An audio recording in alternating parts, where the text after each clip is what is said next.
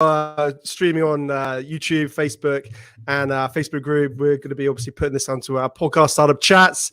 Absolutely. Thank you so much for joining me. I'm stoked that you're here. I think I've up a little bit early. I think you were just saying before we went live, I made you put you through hell. So I do apologize. No, that's okay. That's okay. You know, I'm so connected all the time, but it's true that, you know, you try to plan ahead a little bit what's going to happen in the day, but if it doesn't happen, it's okay, and you will know how throughout the conversation today, or you will know why. Well, let's kick this off because, you know, I'm so excited to talk about this whole topic of, you know, startups and that journey and that challenge that we all face, and I think wherever we can sort of get those pearls of wisdom or advice or help or a little bit of inspiration is always going to be a good thing and always help. So but before we maybe sort of dive into what we're going to focus on, which is that whole, you know, pivoting in times of crisis, I think that's a really interesting sort of topic actually, because I've certainly done that in various sort of, you know, degrees, and you know, we can chat about that. So yeah, it'd be interesting seeing your perspective. But before we do, would you mind sort of introducing yourself to the audience, and just giving a bit of a background about, you know, who you are and what you do? Absolutely. So my name is Angel Ribo, and I'm in Dallas, Texas, although I was born close to Barcelona in Spain. Basically one of my favorite cities, by the way. Oh, look Barcelona. at that. Love it. Okay, I thought that you were going to say Dallas, Texas. I've never been. I'd love to go. I'd love to come to visit. There's lots of great things here happening. So, but anyway, you know, obviously I love Barcelona too. Basically, both corporate CEOs and established entrepreneurs, they hire me to bridge the gap globally for expansion and exposure. The reason why I helped, you know, I use internationalization strategies to accelerate the growth of their companies is because throughout my life, for the last 25 years, I have held more than 1,500 CEOs in 33 different countries. And I was able to do that because actually, let me tell you a secret now that you are actually in the UK. One of the reasons why I'm able to do this is because mom and dad, they put me through an English academy when I was in school, when I was in elementary school. And outside school, I was learning English. And I remember that the summer of 1982, I spent a whole summer in Scarborough, North Yorkshire in the UK, learning English. And I decided I'm not going to speak a word of Spanish for a whole month.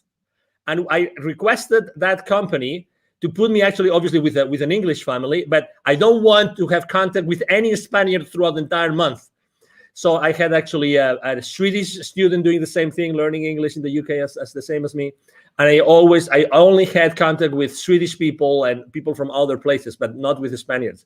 And that's why I was able to speak English. And then, you know, I started my international career and everything. Something which is also really important is that, you know, as I lived in Latin America for 10 years, my heart and soul is with the kids in need in Latin America. And I started my nonprofit. It's called Wisdom for Kids. I did that 3 years ago. I'm the co-founder and president of Wisdom for Kids. And we help underprivileged kids in Latin America become entrepreneurs using the local resources. That's in a nutshell, you know, who I am and what I do in my life, Ben. No, that sounds amazing. You sound like you've been doing a lot and have a lot on your plate right now. So absolutely, it's always fascinating. And to be honest with you, I'd love to sort of dive more into all of those little, you know, all those elements and those niches to understand more about them. That'd be amazing. But maybe that's for another day. Absolutely. We can be, I mean, obviously, thank you very much for having me, Ben, here. And thank you, everybody listening to us today. I can be with you guys anytime. You just tell me 5 minutes before, and I'll promise to be there. Okay, Ben? Pinky promise. and that never happened, of course. Pinky promise. Pinky. My son does that to me. He makes me do pinky promises. You see? Of course, I told you just 5 minutes, as opposed to the 1 minute today. It's 5 minutes. I mean, this is like 5 times more time ahead. It's wonderful. You'll have to return the favor for me. You'll have to do the same for me one day. No. Of course, obviously, I'm giving Ben a hard time just because he's this kind of guy that he takes you know, jokes and being hard on him as lightly as I do. So it's a pleasure to be with someone in life that doesn't take everything judgmentally, which we unfortunately tend to do. And you know, that's actually one of the challenges of the startup entrepreneurs as well. Yeah, it's very true, isn't it? You've got to be so adaptable and level-headed, quite cool and calm under pressure, and not getting too hyped or too upset either way, because it's a journey. It's not a sprint, isn't it? So you've got to keep an eye on that bigger picture. So Absolutely. And keep moving forward. That's the key. Keep moving forward. So let's dive into the whole sort of topic of pivoting. As we know, sometimes, a startup and an established business has to pivot. I mean, we've seen a lot of established businesses have to pivot in this time of, the COVID-19 and all the rest of it, particularly when, a business stream suddenly was closed off. A lot of brands had to sort of pivot towards more direct consumer sales rather than B2B sales. But certainly within that pre-launch phase and starting a startup, that can happen too. I know it's actually happened to us recently with one of our product launches. And without going into that, but I think it's a challenge that we face at various levels. And I guess thinking within that pre-launch phase, one of my thinkings is it sometimes best to pivot before you launch, if it's abundantly clear that you should, or sometimes is it better just to launch, test the market, and then pivot?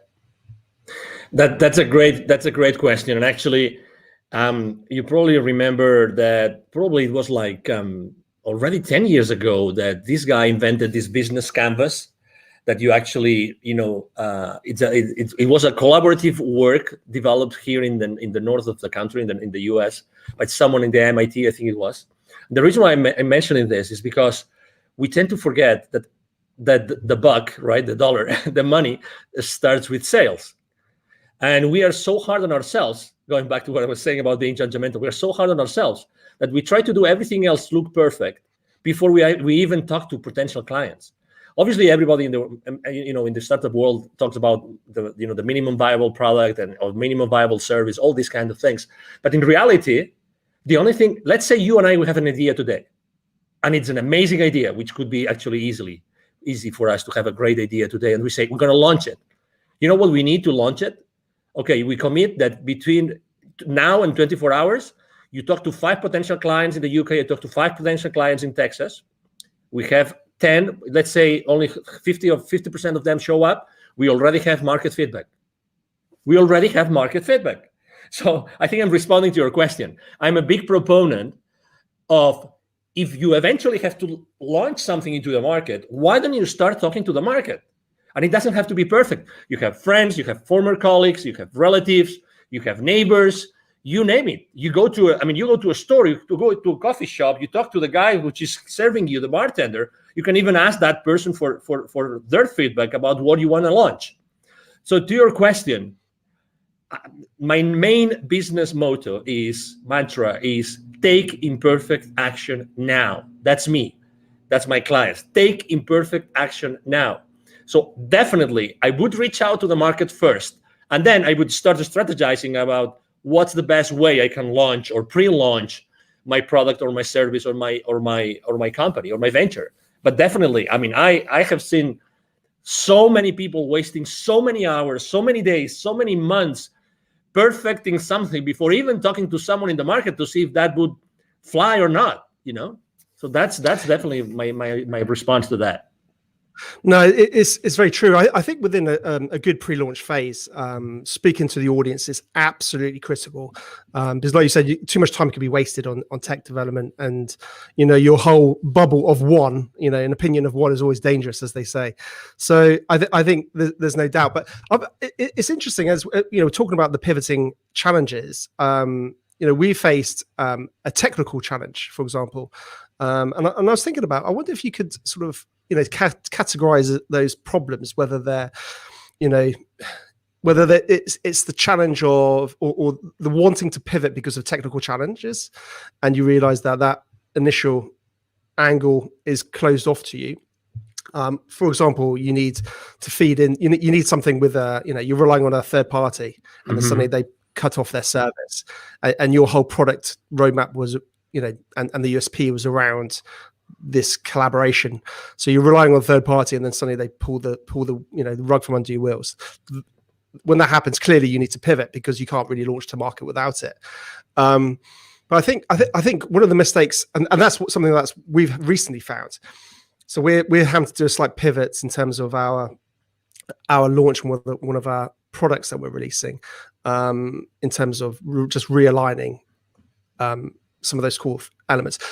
Interestingly, we had, and it's still ongoing, is another product launch, which started way back when, and that was my thing.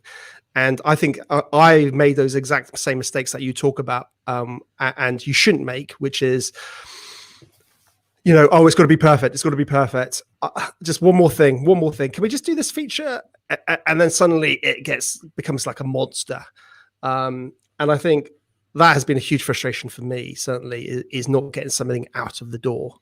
So it's interesting, isn't it? The pivoting can come for different reasons. But you see what? I mean, this is how I typically don't curse on podcast interviews, but I don't know if I'm allowed to do it today. But we get so sidetracked by perfection, and you just described the perfection sidetrack. That you wanted to do this additional feature, this additional thing that would make this offer like magnificent, like extraordinary, it's spectacular, right? But suddenly you get so into the trenches of that thing, But in reality, guess what? And I've seen that last year. I saw that with many technologies and many providers saying, we're not sure if we're going to be around for a long time. But guess what? The difference between the technologies that I kept on working with or the others that don't, because maybe they were scaling down, downsizing, whatever, is the attitude of the customer service people, the support people. So even if their product wasn't perfect, I stuck with them because their customer service, the attitude of the support team was flawless. They were really genuine human beings that were there to serve me. When someone is really acting from within, being really present and saying, hey, this is what we have. This is what we got. We know that you are going through challenges. We are also going through challenges. I'm going to spend probably, it's going to take for me 3-4 times longer to respond to your ticket, but I'm still going to be here, and I apologize ahead of time. So setting up expectations, Ben, is so important. It's so important. I'd rather work with someone who has a not so, let's say, mature technology, or not such a comprehensive technology or service, but their relationship with me is so human, is so empathetic, because I really value that, and I'm going to connect with that person much more in depth. It's so interesting, isn't it? Because ultimately we start talking about the whole branding element of a business, of a startup, of an entity. What are the core values of that business? How does it want to interact and engage with its customers and clients on board? And I think we then start sort of diving into that world of the community, building a community, and whether that's, I guess, having a really good call center or team that respond to tickets and problems, or even I've seen really interesting communities built up on like Facebook groups where startups are really engaged with their communities. And I think having that authenticity and that dialogue, that's the key, isn't it? Like you touched on, it's that dialogue to say, hey, Angel, we're working on it. This is our tech roadmap. This is what we work on. We're struggling. We're trying to get things off the ground. We're bootstrapping it, or whatever it is. And then you can feel, more of a passion towards that brand and company, and see the face behind it. Yeah. And on its own, actually, if we think about it, that's such a strong, powerful part of planning in any pre-launch phase, but also post-launch, because obviously that's when you've got to deliver effectively. And follow through, and that's always challenging. Absolutely. I can give you even another example. Last year, there's this technology that they love to use. My team is an expert on using that. It's called Zapier, which allows you to automatize so many different systems. Zapier takes webhooks from here and there and blah blah blah, integrates so many. So I use a specific dashboard with my clients, and guess what? This guy said they're not cheap, but this guy said, we're going to give you 3 to 6 months for free, just because we know you're suffering. And their support system is great. Okay, so they gave me 6 months for free subscription last year, just for the sake of it. Just for the sake of it, because I was a small business owner, I qualified, blah, blah, blah. Just 3-4 months ago, a competitor came up to the market at a fraction of their price. And they offer you so many more actions per month, which is the currency that Zapier uses. So like a fraction of the price and offering you much more for that fraction of the price. But guess what?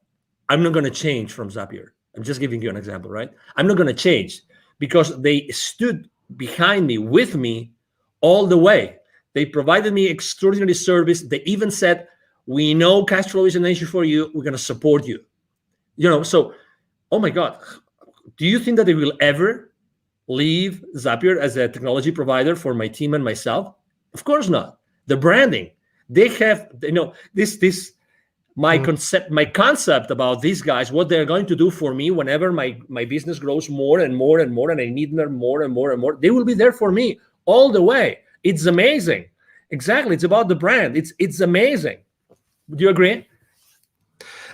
100%. And it's interesting, isn't it? Because I guess if you've got that strong narrative, that strong brand, that's good, that story that people buy into, if you do have to pivot, then it's much easier to bring them with you, because I guess you can again have that honesty and say, hey, listen, we're having to realign our business model. We're having to do this.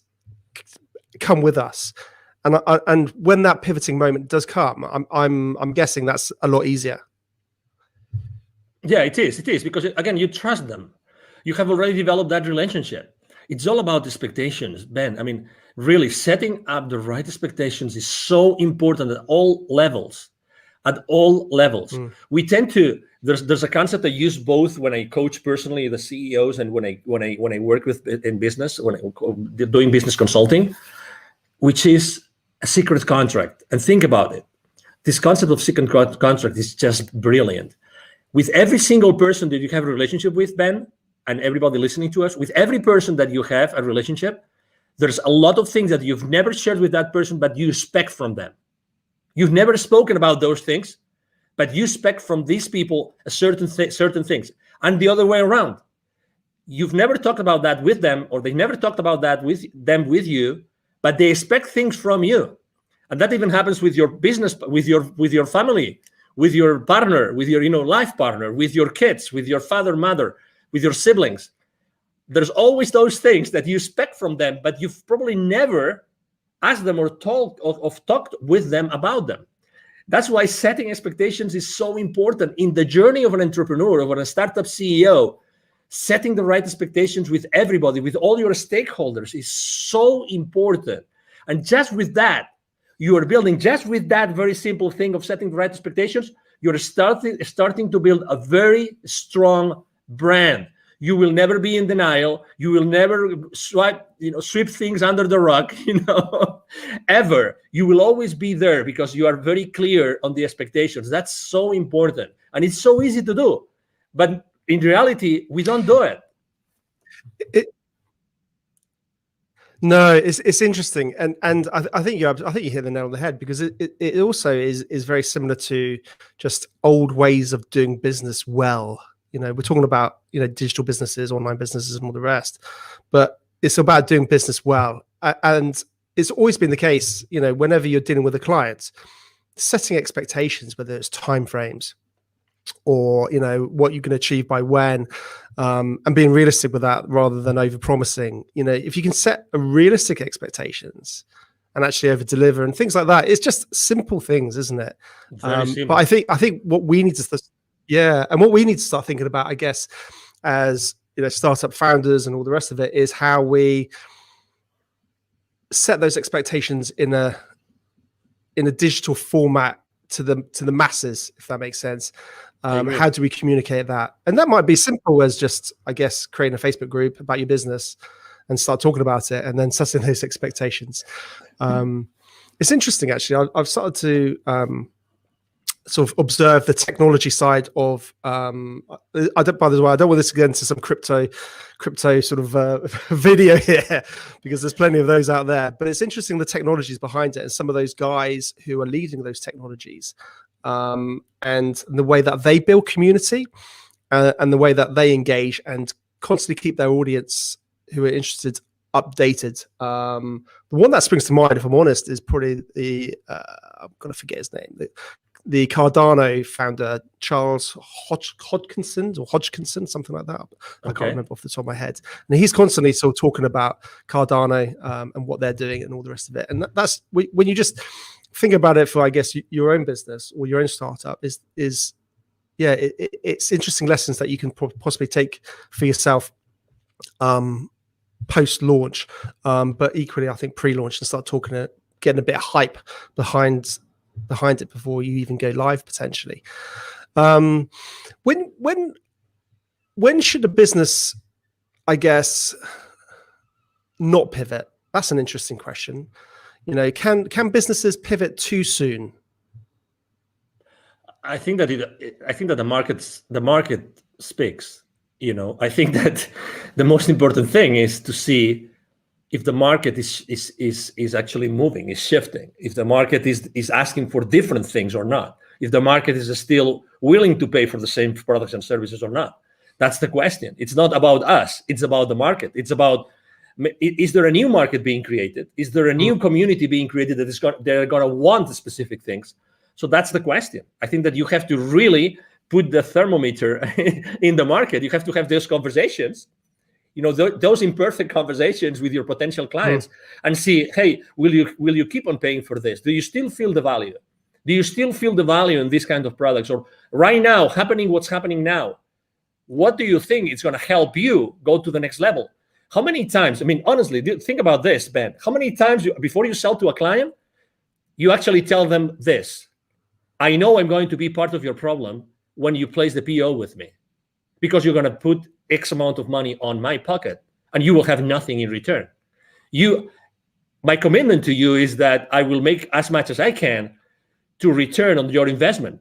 But how many times you have told that your clients, I care so much, I know that I'm going to be your problem right now when you place the purchase order, right? And I also care, I really care about how you are going to recover that investment.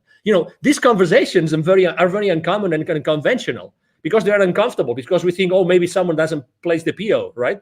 It's very similar to, as entrepreneurs, when we start niching, and we start thinking of what's the right way to position, what's the what's that sentence, that pitch sentence, that statement that we use when we're trying to craft it, that we're always between this 30,000 level feed, copywriting, or onto the ground level copywriting, right? We're always trying to bring as many people as possible to our world so they can buy, or we niche down so much so that we really speak clearly to someone who are really the people that we want to serve, right? We also move in that space. You see, it's the exact same thing. Obviously, I think we have to be extremely precise, because we really want to serve someone, and we want to serve this someone really, really well, right? So to your question, again, definitely there's a moment where you have to decide if it's the right moment to pivot, or if to pivot or not. But again, it's all about who you are serving. Let me tell you an example. What could you say has happened last year with 7.5 billion people? If there is one factor that had all 7.5 billion at some point, it's fear. Okay. I'm not talking about politics. Okay. I'm just saying what it is. There's never been more fear in the planet like last year. Okay. And maybe it continues this year for whatever reason. Okay. I have been building bridges. You are a public figure. I'm a public figure. We're here to build bridges. We're not here to fracture the society. We're here to actually help everybody come together, get together, and make this world a better place. That's why you're doing what you're doing. 100%. That's what I'm doing. Exactly. Right. So, but still, if there's fear, think how you can help everybody. If you know that everybody's going to be in fear, why don't you talk to your market and you double check that that's the reality, and double check if that fear is going to move the needle for what they need. They may need some additional personal support. They may need, support for specific areas in their business. Right? Is that fear going to affect the existing clients or not? Is it going to affect will you have to deliver your product or your service in a different way? Again, it's all about the market. It's all about the people, how they feel. It's all about human beings. It's all about human beings, how they feel inside. They're going to make the purchase decision. The buyer, decision has it changed? Are there different criteria? The purchasing criteria of our clients, has it changed? The decision process, has it changed? It's all these kind of things that you have to think about before you decide to pivot or not. Yeah, no, definitely. I mean, that's an interesting point. Has it changed? I mean, ultimately, their buying decision might not have changed, but the way that they buy it may have changed. They might not be able to go into the shop like they used to. So, how can you deliver that product or service in a format that they can still access? Because they may well still want it. We've seen that, haven't we, with gyms? Gyms have got, people can't go to physical gyms in the UK. I'm not sure what it's like in America, but so people are having to think about, how can I deliver that course online effectively, because those people still want that. And you're 100% right. And I think this goes from pre-launch and carries on continuously forever, is knowing your audience. You touched on that, and listening to your audience.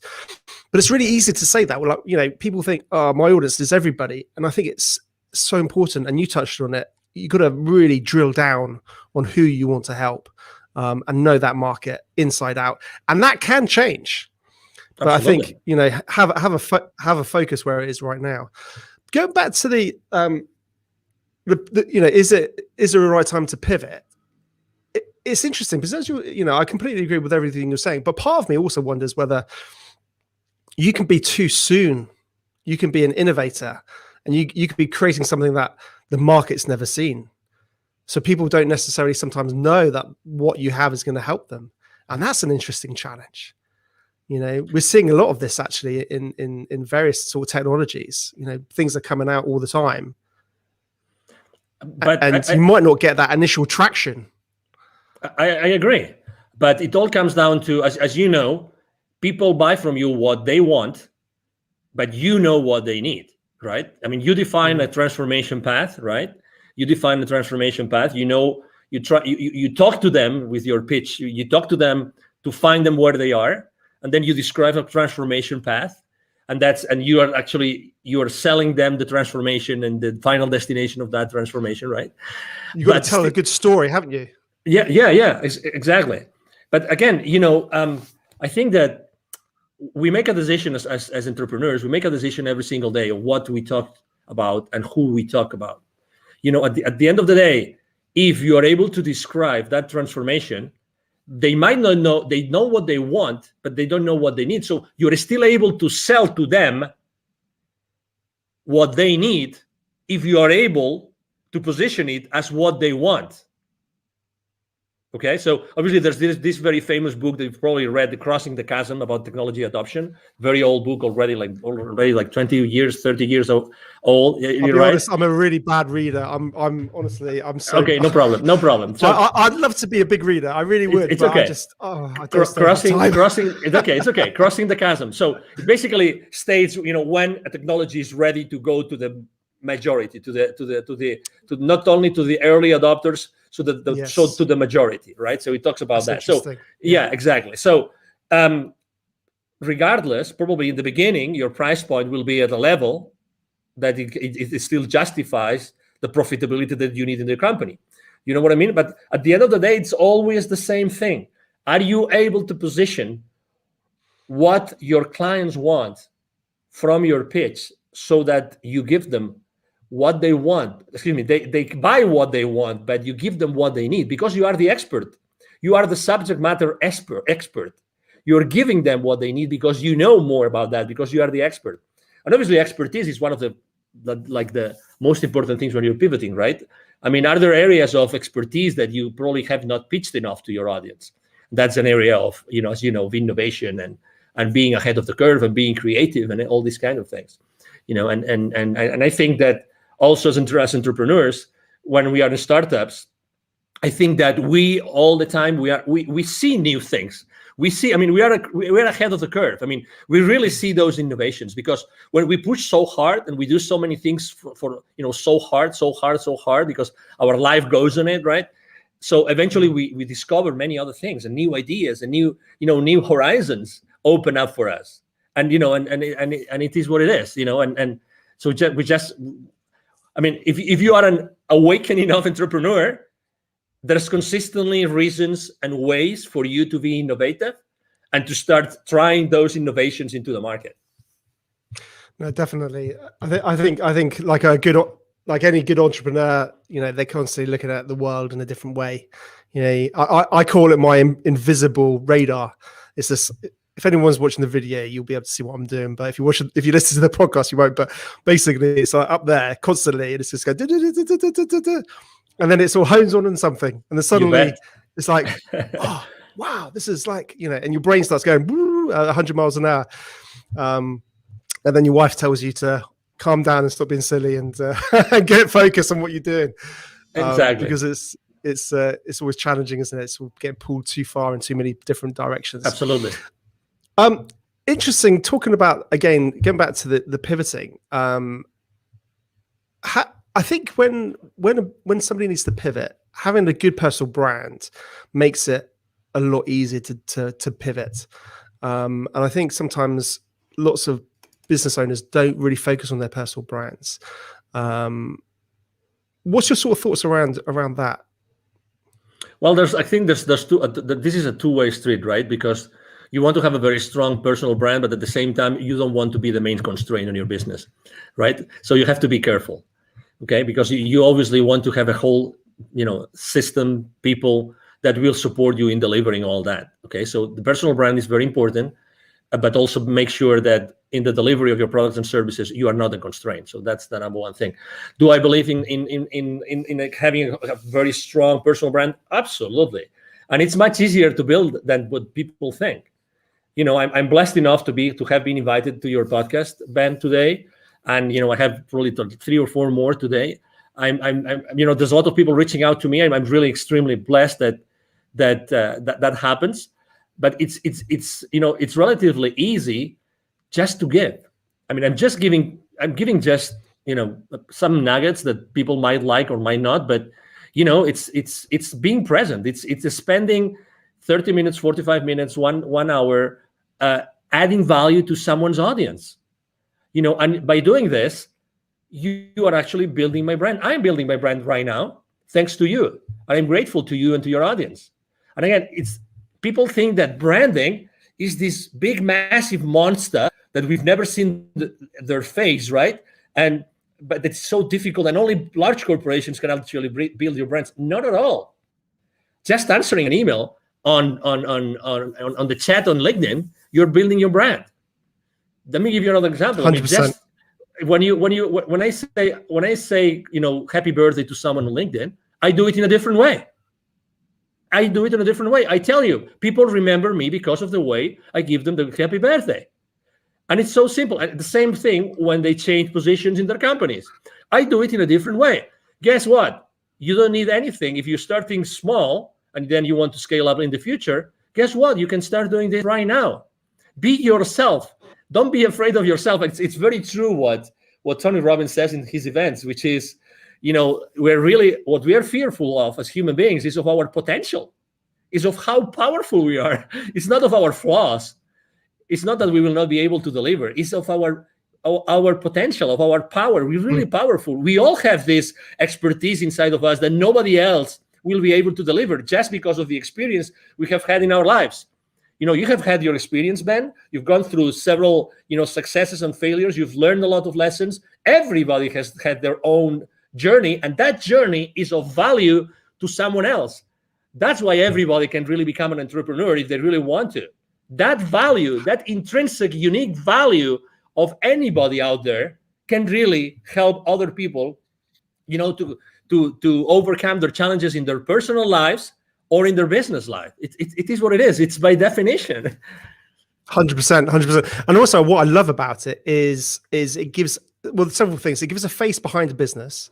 So it has you have that real sort of personal element. And I think that's the future for business, having personality. But also I think as an individual, we all know we have many layers. We have many interests.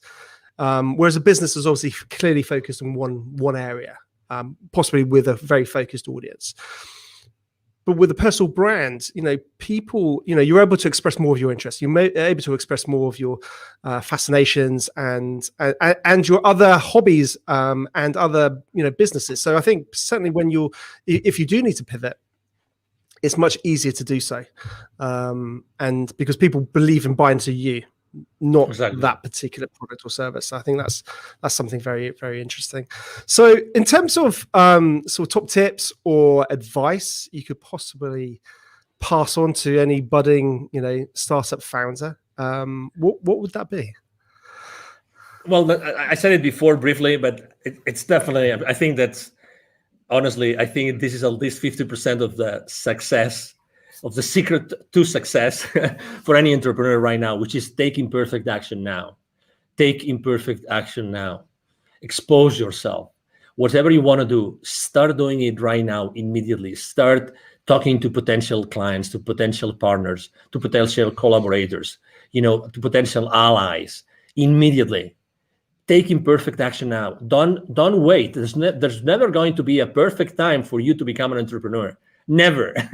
Yeah. So why don't you start doing it now? You don't really need much. Honestly, you don't really need much. Really. I mean, what did they say?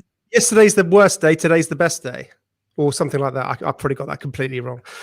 No, yesterday was the best day. Today, I can't remember. I'm just probably making something up. No, that's okay. But it's a matter of, hey, take imperfect action now. And then as soon as you start making steps, taking those steps, as soon as you start doing that, you will start seeing the forest. You will start seeing this works, this doesn't work, this could work, this couldn't. You start seeing the rest of it. But you have to start making those steps. You know what I mean? So definitely. Exactly. So be humble enough to do that. Definitely. And just out of interest, on a side note, Angel, what's the sort of whole startup scene like in Dallas, and in your hometown? What's business like there? Well, I have to say, first of all, it has changed and improved a lot. Dallas used not to be the startup hub that it is today. I've been very involved with the startup community here. Actually, last year, it's so funny. Last year, I gave 2 different webinars to the startup community here, and the title of both webinars were Pivoting in Times of Crisis. both of them. So there's a very strong community for startups here, very strong. That particular accelerator I gave the webinars to, it's called The Deck, but there's many accelerators. The mayor of Dallas himself, he has said many times on the stage, he wants to become a very stronghold, important stronghold of the startup community in the country. And there's a lot of, angel investors community and family offices. And this, it's really a great place to be an entrepreneur and to start up your business. I'm very involved with the Startup Week here and with the Startup Weekends. I've been the jury for a few Startup Weekends as well. So, it's a great place to be, definitely. I would encourage anybody that would like to maybe try and come to the US. This is a great place to be. Fantastic. And am I right in thinking a lot of people are moving out from California and Silicon Valley to Dallas? Totally. Is that right? Yeah, it's true. Actually, large corporations, even before the pandemic started large corporations from California started to relocate here. And right now it's massive.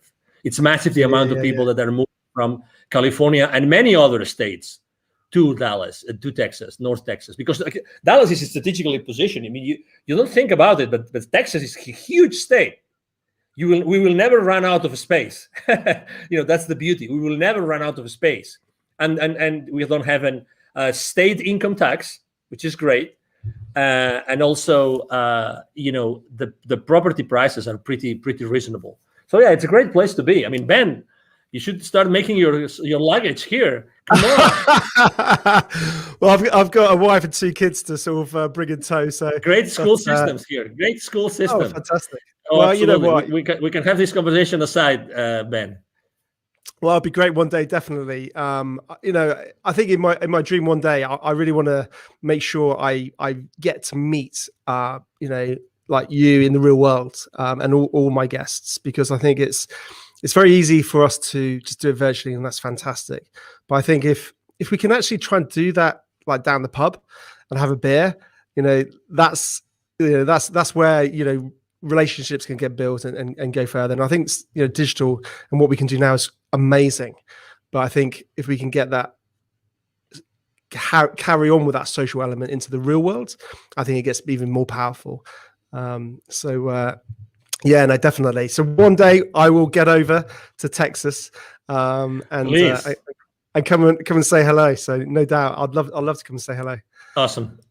Please do. Brilliant. Well, Angel, listen, thank you so much for joining me. It's been a real pleasure. Fascinating to chat about pivoting and some of the challenges and all the rest of it. And you take care and have a great day. And you too. Thank you very much. And if I may, just to tell people how they can find me. Absolutely. Okay, so again, my name is Angel Ribo. Last name is R-I-B as in boy O. R-I-B as in boy O. B as in boy O. The easiest way to reach out to me is to send me an email to angel as in heaven, angel@angelribo.com. Okay. Thank you very much. Really, Ben, it's been a pleasure to be here. And thank you everybody that has been listening and watching to us today. 100%. I'll put all your links in all the show notes and all the rest. How kind